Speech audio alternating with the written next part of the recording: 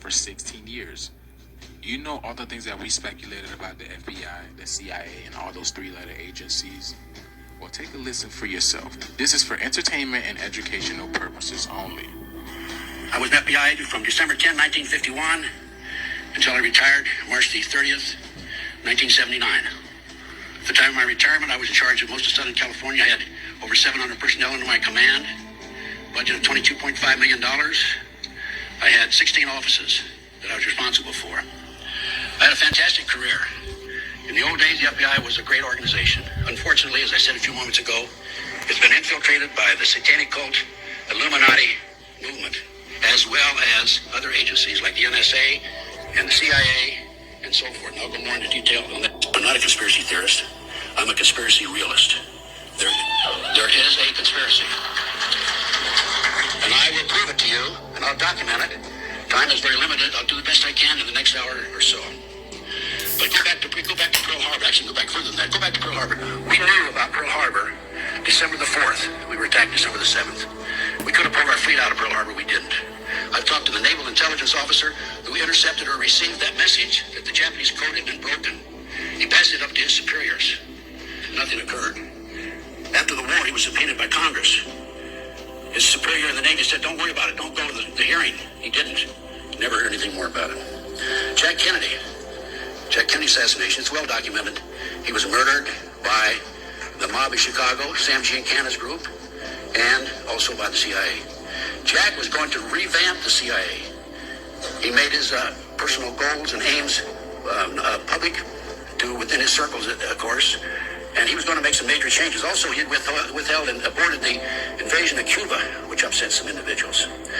I recently learned that a fellow named I.D. Hale, who was an All-American football player, Texas Christian, was ordered and was involved. He was an FBI agent at the time, in changing the parade route of the Jack Kennedy group that day. I have information that the night before the Kennedy assassination, there was a secret meeting at the Clinton Murchison home, Murchison being an oil man. Those in that meeting included Lyndon Baines Johnson, and I'm sorry to say, and I regret that I know this is true because I've personally documented. I've talked to people who know that this is true. J. Edgar Hoover was there. I was shocked when I learned this, and I only learned this within the last year.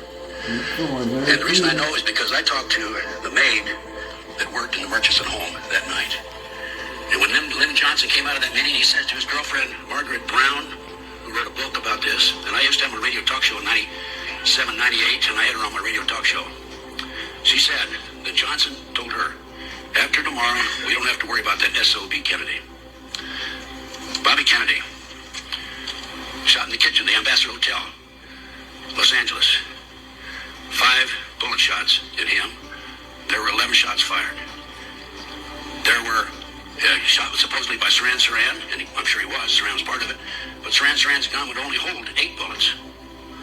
There were extra bullets in the wall and in the hall and in the door. Covered up. Ruby Ridge, we all know about. We had Waco. It's kind of interesting because we know posse comitatus. It's against the law for the federal government to use military against civilian personnel, violation of the law. Yet they brought military personnel in.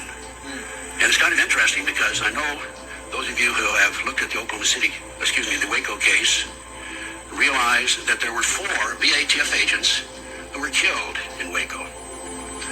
All 4 of those agents, in my research, took headshots. How many military men do we have out there? Raise your hand. What does that indicate to you? Sniper, right? They were shot by snipers. 4 headshots to 4 BATF agents. One of the headshots went from above down in through his lips and down into his body. From above, there was a helicopter there by the government. Further research established that those 4 BATF agents at one time were bodyguards for Bill Clinton. Larry, Oklahoma City again. I'm going to go back to Oklahoma City. Terry Nichols, most recently, again, the co-conspirator in the Oklahoma City case, recently submitted, in fact, January 19th, submitted a document, an affidavit in the courts in Salt Lake City that Larry Watts, number 2 man in the FBI, actually orchestrated Oklahoma City. You don't see this in the mainstream media, do you? The 1993 World Trade Center bombing of the February 26, 1993. There's an article in the New York Times. I have a copy of this article. It It's October 23, 1993, New York Times. And it states that the FBI had been forming among the terrorists, Salam, and he was commissioned by the terrorists to put the bomb together. He went to his FBI handler, supervisor, told him he was the one to put the bomb together. He'd been commissioned by the terrorists. We're going to use a dummy bomb, aren't we? His FBI handler said, no, we're going to use a real bomb. The FBI not only knew in advance that they were going to bomb the World Trade Center, car bomb the World Trade Center, the FBI furnished the ingredients for the bomb.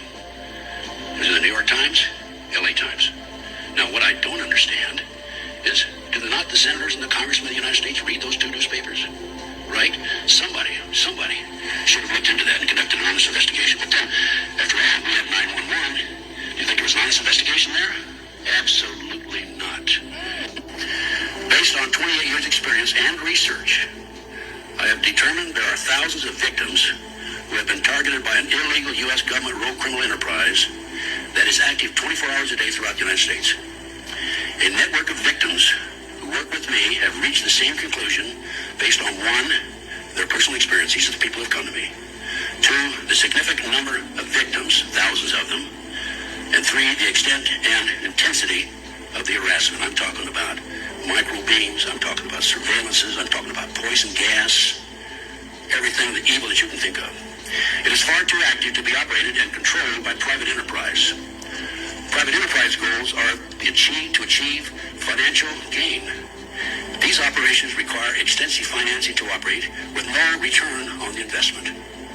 I believe that these programs are financed through illegal black operations, i.e. drugs, prostitution, gambling, kidnapped children, who are auctioned off as sex slaves, used as human sacrifices and body parts. I have documentation of every one of those.